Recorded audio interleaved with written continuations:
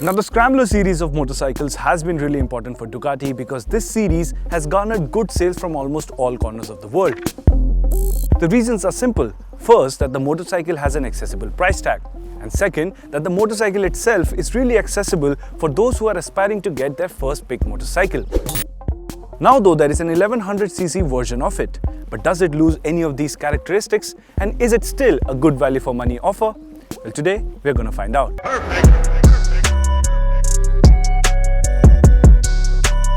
So whereas the Scrambler 800 still remains as an option for those looking to step up to a big motorcycle, the 1100 comes across as a promising second step for those wanting to get their first experience of having a liter class motorcycle.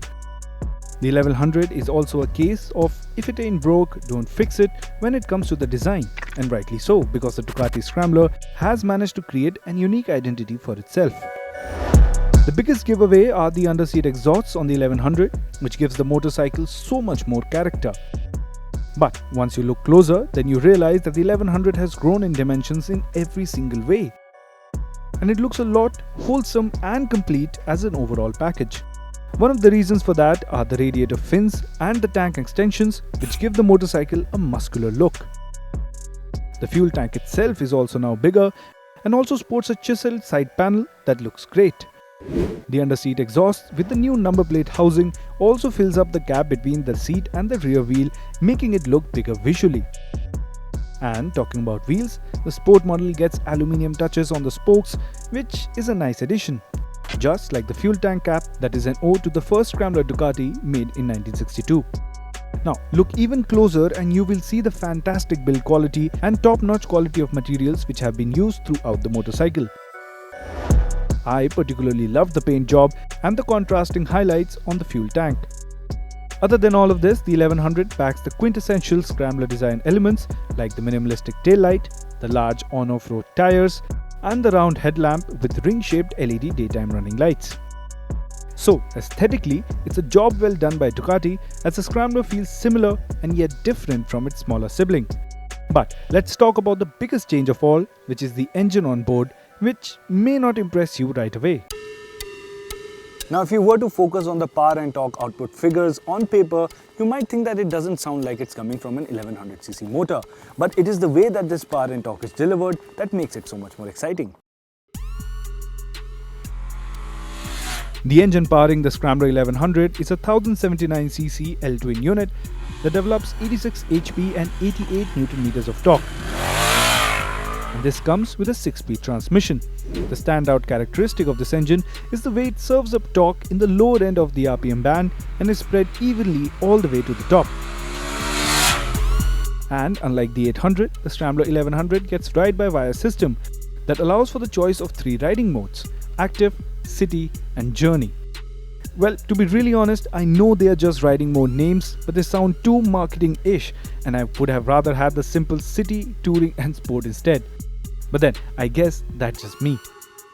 Anyway, the city mode cuts down the power to 75 horsepower, which is with a very mild throttle response. Whereas the active mode gives you the sharpest throttle response with the full 86 HP on offer.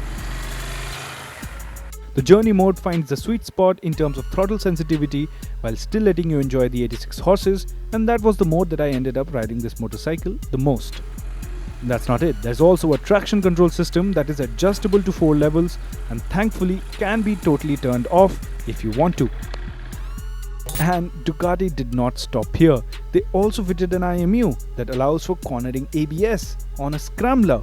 Now that sounds crazy and fantastic at the same time. Now, since we were riding the top-of-the-line sport version of the Scrambler 1100 series, this one comes with a different handlebar, and that makes a big difference. The handlebar on the sport variant is a bit tapered off and positioned lower than the regular 1100, which really makes you feel like you're on top of the motorcycle and in complete control. A slight input on the handlebar and the 1100 Sport feels keen to lean into corners, and I absolutely love that. Speaking of corners, the Sport model comes with all-in suspension, both front and back, that is fully adjustable and has decent travel as well. As for the brakes, they offer fantastic bite and feedback. Now, while I love the way the suspension behaves on both smooth tarmac and rough roads at whatever speeds that you may be carrying, the nosedive that you get at braking even slightly hard was a bit unsettling. The first thing I would do then is put in thicker fork fluid, and I believe that should make it feel a lot more pleasant. Also, being an air-cooled L-twin engine layout, it does get warm in chock-a-block traffic. And yes, last but not least, I am so glad for the updated instrument cluster, as it now shows everything that you would need to know. And yes, that also includes a fuel gauge. But at the end of the day, all of this is just nitpicking. The Scrambler 1100 feels impressive in almost every type of riding scenario and offers great versatility too.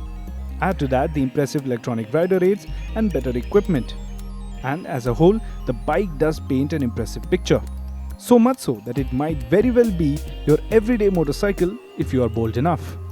Now it's time for the verdict. The 1100 Sport serves a lot of purposes really well, and given the price tag that it comes at, well, it is priced well too. So if you're not planning to do anything extreme with your motorcycle and you want something that's good at a little bit of everything, then the 1100 Sport is actually a good option to consider.